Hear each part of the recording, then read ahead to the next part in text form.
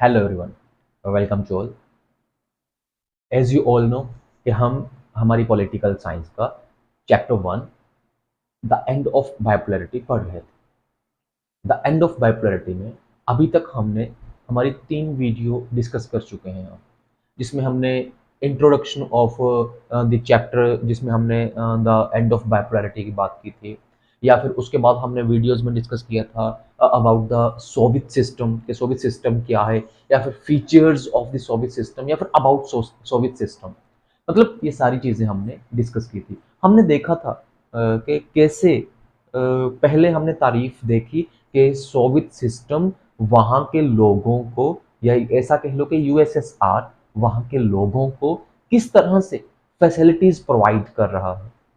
लेकिन उसी वीडियो में बाद में हमने देखा कि भाई ये तो सब कागजी बातें हैं, असल में वो इस तरह की कोई भी चीज प्रोवाइड नहीं कर रहा। असल में वो यूएसएसआर में, असल में जो रशिया है वो अपने कल्चर को, अपनी लैंग्वेज को, अपने सिस्टम को डोमिनेट करना चाहता है। असल में यह है। तो इन्हीं सारी चीज़ों के दरमियान चलते हुए हमारे पास हमारा नेक्स्ट टॉपिक आता है, जो है गोर्बाचेव एंड द डिसइंटीग्रेशन। इस वीडियो में हम डिस्कस करेंगे अबाउट द गोर्बाचेव। कि पहले तो हमें यह देखना पड़ेगा कि गोर्बाचेव कौन है, और उसके बाद हमने डिस्कस करना होगा कि यूएसएसआर की डिसइंटीग्रेशन कैसे हुई।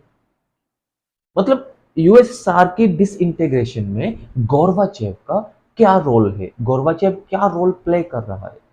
तो हम शुरू करते हैं। सबसे पहले मिखाइल गोर्बाचेव, इसका पूरा नाम है मिखाइल गोर्बाचेव। ठीक है। अगली चीज, who had become general secretary of the communist party of the Soviet Union in 1985। अब हमने कल भी बात की थी, हमने परसों भी बात की थी कि इनकी जो पार्टी है, क्योंकि वहां पर ना सिर्फ एक ही पार्टी को परमिशन थी, सिर्फ एक ही पार्टी अलाउ की गई थी। किसी बाकी जितनी भी पार्टीज थी, सभी की सभी पार्टीज को बैन किया गया था, क्योंकि सिर्फ एक ही पार्टी थी, और उस पार्टी का नाम क्या था? Communist party. और 1985 में मिखाइल गोर्बाचेव कम्युनिस्ट पार्टी का क्या बनता है? कम्युनिस्ट पार्टी का बनता है ये जनरल सेक्रेटरी। ठीक है। अब यहां से कमाल की बात है, यहां से हमारा इंटरेस्ट शुरू होगा।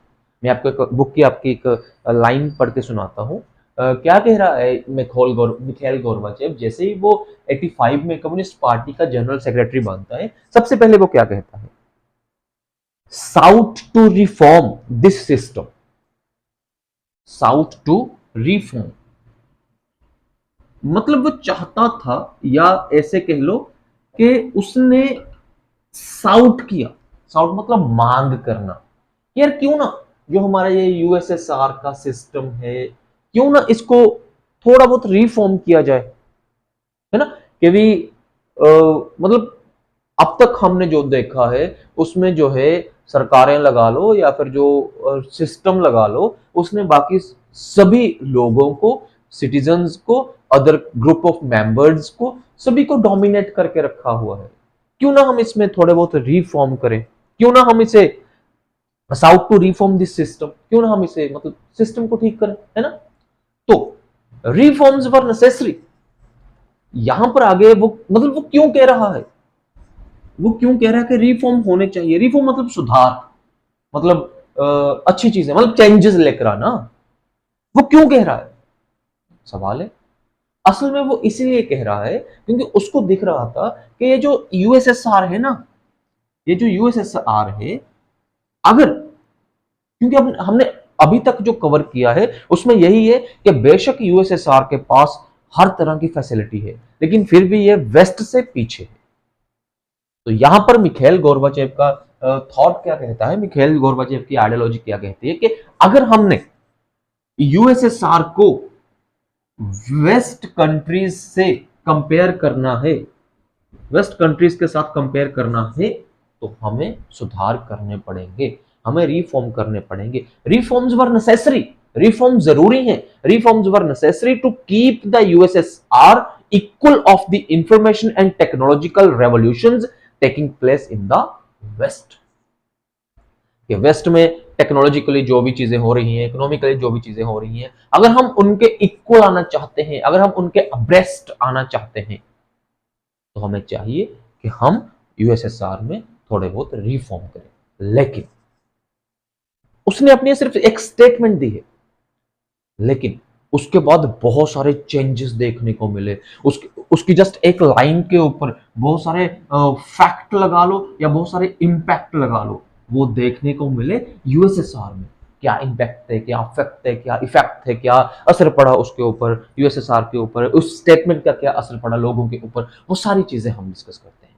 कैसे? देखिए, सबसे पहला हमारे पास पॉइंट आ रहा है, the people in the east European countries, the people, अब थोड़ा सा हम समझते हैं। देखिए, ध्यान से देखना यहां से, ठीक है।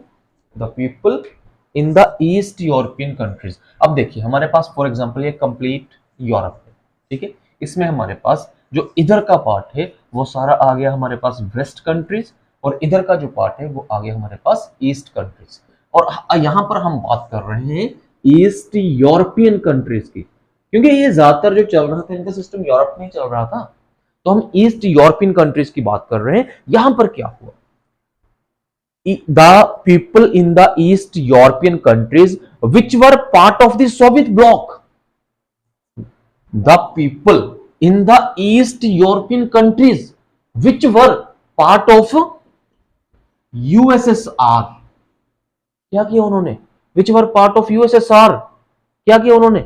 उन्होंने किया started to protest against their own government, अपनी ही सरकार के खिलाफ प्रोटेस्ट शुरू कर दिया। प्लस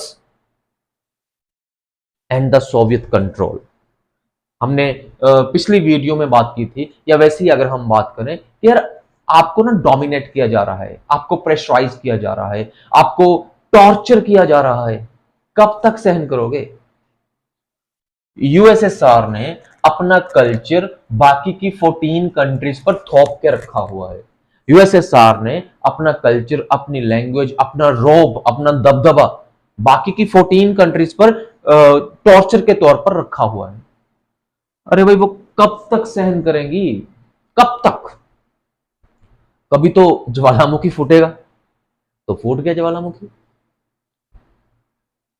हो गई गर्मी इधर उधर। East European countries, the people of East European countries which were the part of USSR started protest against their own government, अपनी ही सरकार, मतलब ये जो 14 सरकारें यहां पर बैठी हैं, अपनी ही सरकार के खिलाफ इन्होंने प्रोटेस्ट शुरू कर दिया। प्लस इन्होंने सोवियत कंट्रोल, बल्कि ये जो यूएसएसआर ने बाकी की 14 कंट्रीज को कंट्रोल किया हुआ है, इन 14 कंट्रीज के ऊपर उस कंट्रोल के खिलाफ, सोवियत कंट्रोल के खिलाफ प्रोटेस्ट शुरू किया। आगे क्या हुआ? अनलाइक इन द पास्ट, अब देखिए ये चीजें पहले भी होती होंगी, लेकिन पहले के जो लीडर थे वो इसको कंट्रोल कर लेते थे। पहले के जो लीडर थे वो क्या करते थे, वो मतलब लोगों को इतना उठने नहीं देते थे, प्रोटेस्ट करने नहीं देते थे। लेकिन इस बार एक चेंज आया, जो गोर्बाचेव है, इस बार क्या हुआ, unlike in the past, the Soviet union under Gorbachev, the Soviet Union under Gorbachev did not intervene when the disturbance occurred. उसने कोई इंटरफेरेंस नहीं की कि ठीक है यार आप कर रहे हो तो करो, उसने कोई इंटरफेरेंस नहीं की। when the disturbance occurred and the communist regime collapsed after one another. लेकिन यहां पर गाइस एक छोटी सी जो चीज है वो नोट करने वाली है, और वो नोट करने वाली क्या है, वो ये है गोर्बाचेव्स डिसीजन, मतलब के जो गोर्बाचेव के डिसीजन थे to normalise the relations with the west, वो ऐसा बिल्कुल नहीं चाहता था कि भी उसका अपना सिस्टम या उसके पूरे एंटायर एरिया का सिस्टम आउट ऑफ कंट्रोल हो, या कम्युनिस्ट पार्टी कभी भी ये नहीं चाहती थी कि जो कुछ हो गया या हो, मतलब गोर्बाचेव ने जस्ट एक सलाह दी थी, जस्ट एक डिसीजन, जस्ट एक अपने अपना सुझाव रखा था, सजेशन रखा था कि यार चेंजेस करके देखते हैं ताकि हम वेस्ट के मुकाबले में आ सकें, ताकि हम उनसे भी ऊपर उठ सके। लेकिन क्या पता था कि लोग प्रोटेस्ट करेंगे, क्या पता था कि लोग हाथों में आए हुए हैं कि भी हमें नहीं चाहिए ये सिस्टम, हम तो तंग आ चुके हैं आपसे, है ना, क्या पता था। तो हुआ क्या कि जितने भी यहाँ के लोग थे, क्योंकि इन्होंने ये जो प्रोटेस्ट हुआ, सरकार ने या कम्युनिस्ट पार्टी ने, किसी ने भी इनको कंट्रोल नहीं किया, तो कोलैप्स होते गए, वन आफ्टर अनदर कोलैप्स होते गए। और ये जो लोग थे, इन्होंने क्या टेस्ट कर लिया था, इन्होंने टेस्ट कर ली थी डेमोक्रेसी, इन्होंने टेस्ट कर लिया था कैपिटलिज्म। अब इनको पता चल गया था कि कैपिटलिज्म क्या होता है, इनको पता चल गया था कि डेमोक्रेसी क्या होती है। अब आगे क्या होगा, अब आगे क्या होगा? These developments were accompanied by a rapidly escalating crisis with the USSR that hastened its disintegration. मतलब के वन आफ्टर अनदर 14 की 14 कंट्रीज में ये वाला जो सिस्टम था ये चल पड़ा। एक के बाद एक लोग जो थे वो सरकार के खिलाफ प्रोटेस्ट करना उन्होंने शुरू कर दिया। गोर्बाचेव ने क्या किया? गोर्बाचेव ने कुछ एक ना सुधार इनिशिएट किए। Gorbachev initiated the policies of economic and political reform and democratization within the country. Gorbachev ने मतलब, फिर भी गोर्बाचेव ना, हम ये चीज कह सकते हैं कि यार जो गोर्बाचेव था वो लोगों की सुनता था। जो गोर्बाचेव था उसको पता था कि लोगों की प्रॉब्लम क्या है। तो गोर्बाचेव ने लोगों की सुनते हुए, लोगों की प्रॉब्लम्स को सुनते हुए थोड़े बहुत सुधार कर दिए, थोड़ा बहुत सिस्टम को डेमोक्रेटाइजेशन कर दिया, थोड़े बहुत इकोनॉमिक सुधार कर दिए, थोड़े बहुत पॉलिटिकल सुधार कर दिए। लेकिन ये जितने भी रिफॉर्म गोर्बाचेव ने किए was did not liked by their own his own party, communist party. ये जितने भी सुधार किए गए उसकी अपनी ही party, the reforms were opposed by the leaders within communist party, उसकी अपनी ही पार्टी के लोगों ने, उसकी अपनी ही पार्टी के मिनिस्टर्स ने गोर्बाचेव के द्वारा जो भी थोड़े बहुत सुधार किए गए उनको खास पसंद नहीं किया, उन्होंने उसके खिलाफ आवाज उठा। मतलब यहां पर हम ये चीज कह सकते हैं कि गोर्बाचेव जिन लोगों को सुधारना चाहता था, या कह लो कि जिन लोगों के लिए सिस्टम को सुधारना चाहता था, वो लोग गोर्बाचेव के खिलाफ। गोर्बाचेव जिस पार्टी का लीडर था, उस पार्टी के बाकी के लीडर्स गोर्बाचेव के खिलाफ, गोर्बाचेव रह गया अकेला। अब वहां पर क्या होगा? ऑब्वियस सी बात है कि गोर्बाचेव तो साइडलाइन हो जाएगा। अब वहां पर क्या होगा? अब यूएसएसआर का सिस्टम कैसे चलेगा? अब गाइस वहां पर होगा अ कूप टुक प्लेस इन 1991। क्या होगा? देखिए ध्यान से। A coup took place. A coup took place in 1991. What do you mean by coup? What do you mean by coup? Coup क्या होता है? Coup होता है scissor of power by the government. Scissor of power by the government. Note कर लो जो चीज आपको मतलब आपकी बुक में जस्ट एक कूप लिखा हुआ है, आपकी बुक में कोई इसकी डेफिनेशन नहीं लिखी हुई है, तो आप नोट कर सकते हो। What you mean by coup? Seizure of power by the government. छोटी सी एग्जांपल, कूप क्या होता है? मतलब कि सरकार के द्वारा एक ऑर्डर जारी किया जाता है, सरकार के द्वारा एक इशू किया जाता है ऑर्डर को कि अभी हम पावर को सीज कर रहे हैं। Seize in the sense, for example हम कहें कि भी हमारे देश में इमरजेंसी लगा दी गई, और इमरजेंसी के चलते हुए जितनी भी लोगों की, मिनिस्टर्स की पावर है वो सारी डिसमिस होगी और सारी की सारी पावर सेंट्रलाइज्ड होगी। उसी तरह से सीजर ऑफ पावर एक कूप आया जो कि कम्युनिस्ट पार्टी की तरफ से आया था 1991 में, और कम्युनिस्ट पार्टी ने सारी पावर्स क्या कर ली? अपने पास सीज कर ली, अपने पास ले आया वो सारी पावर्स। लेकिन द पीपल मैं जैसे पहले बात कर चुका हूं, the people had tasted freedom by then and did not want to old style rule of the communist party. क्योंकि लोग अब तक डेमोक्रेसी टेस्ट कर चुके थे, लोग अब तक प्राइवेटाइजेशन सिस्टम, लोग अब तक कैपिटलिस्ट सिस्टम टेस्ट कर चुके थे। तो लोगों ने कम्युनिस्ट पार्टी के जो ये सुधार थे, या कम्युनिस्ट पार्टी का जो सीजर था, या जो ये कह लो कि कम्युनिस्ट पार्टी की जो भी बंदोबस्त थे, उनको दरकिनार किया, उनको इग्नोर किया कि हमें नहीं चाहिए। और वहां पर एक हीरो एमर्ज होता है, और उस हीरो का नाम है बोरिस येल्त्सिन, जिसको हम बोल देते हैं a national hero, Boris Yeltsin. ठीक है, बोरिस येल्त्सिन अपोजिंग दिस कूप, और वो इलेक्शन लड़ता है, उसकी पार्टी का नाम होता है Russian republic, the Russian republic, where Yeltsin won a popular elections began to shake off centralized control।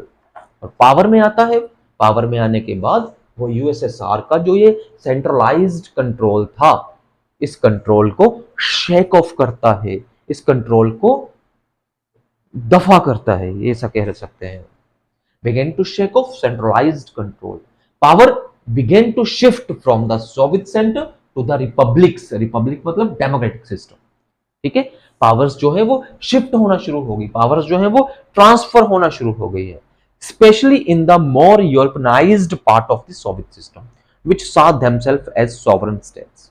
अब सबसे ज्यादा चेंजेस कहां पर देखने को मिले, तीन टोटल है। एक तो है इन दिसंबर 1991 under the leadership of Yeltsin, Russia, Ukraine and Belarus, Russia, Ukraine and Belarus, three major republics of USSR declared that the Soviet Union was disbanded।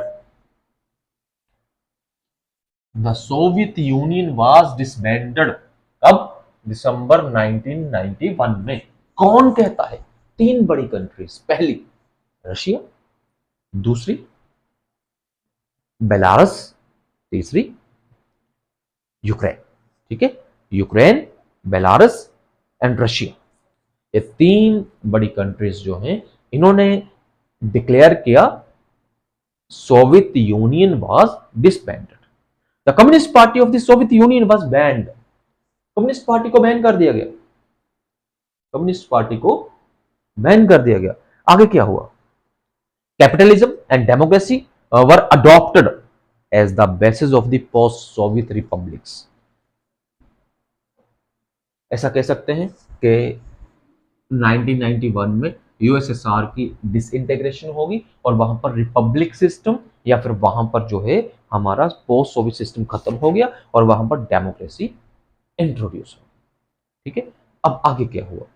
जैसे ही ये 14 कंट्रीज हमने देखा है ना, 15 टोटल है, 14 प्लस 1 है, या ये कह लो कि 14 प्लस रशिया है ना। जैसे ही डिसइंटीग्रेशन हुई 1991 में, तो ये 14 कंट्रीज में से कुछ कंट्रीज एक अलग ग्रुप में आ जाती हैं, या ये कह लो कि कुछ एक सेंट्रल एशियन कंट्रीज होती हैं। टोटल सेंट्रल एशियन कंट्रीज हैं 5। There are 5 central Asian countries. ये बाकी की कुछ कंट्रीज के साथ मिलकर एक नया ग्रुप बनाती हैं, और उस ग्रुप का नाम होता है CIS में भी, हाँ जी, CIS, Commonwealth of independent states. मतलब कि एक ग्रुप में से निकले, यूएसएसआर में से निकले, कोई नया ग्रुप क्रिएट कर लिया। अब ये जो 5 सेंट्रल एशियन कंट्रीज हैं, ये हैं कजाकिस्तान, किर्गिस्तान, ताजिकिस्तान, तुर्कमेनिस्तान और उज्बेकिस्तान। ये 5 कंट्रीज हैं। ठीक है, ये एक नया ग्रुप बनाती हैं जिसका नाम होता है CIS, Commonwealth of independent states. इसके बाद सवाल यह है कि अब तक जो भी चीजें यूएसएसआर करता आ रहा है, अब उन चीजों की डीलिंग्स कौन करेगा? यूएसएसआर ने बहुत सारी बाकी की कंट्रीज के साथ, बाकी ग्रुप ऑफ कंट्रीज के साथ बहुत सारी कमिटमेंट्स कर रखी होंगी। अब वो सारी कमिटमेंट्स कौन करेगा? यूएसएसआर ने बहुत सारे एग्रीमेंट्स कर रखे होंगे। अब उन एग्रीमेंट्स को आगे कैरी ऑन कौन करेगा? है ना? कहने का मतलब ये है कि अगर किसी के फादर साहब की डेथ हो गई तो उसका कोई ना कोई बेटा होता है जो उसकी विरासत को आगे लेकर चलता है। यूएसएसआर की हो गई डेथ 1991 में, तो यूएसएसआर का सक्सेसर कौन होगा?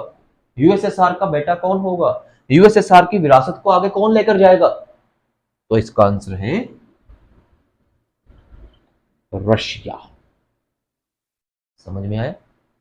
तो यहां तक था हमारा ये topic, Gorbachev and the disintegration. अब क्या करना है हमने? अब हमारे पास नेक्स्ट वीडियो में डिस्कस करना है हमने कि यूएसएसआर डिसइंटीग्रेट क्यों हुआ। चलो, गोर्बाचेव ने मान लिया कि एक रोल प्ले किया है, गोर्बाचेव जरिया बन गया। यूएसएसआर डिसइंटीग्रेट हुआ क्यों? पहला क्वेश्चन। दूसरा, जब यूएसएसआर डिसइंटीग्रेट हो गया तो कॉन्सिक्वेंसेस क्या निकले, रिजल्ट क्या निकले? तो ये दो हमारे टॉपिक हैं, हम आने वाले दिनों में इनको डिस्कस करेंगे। मैं उम्मीद कर रहा हूं कि ये वाला टॉपिक आपको बहुत अच्छे से समझ में आ गया होगा। Thank you.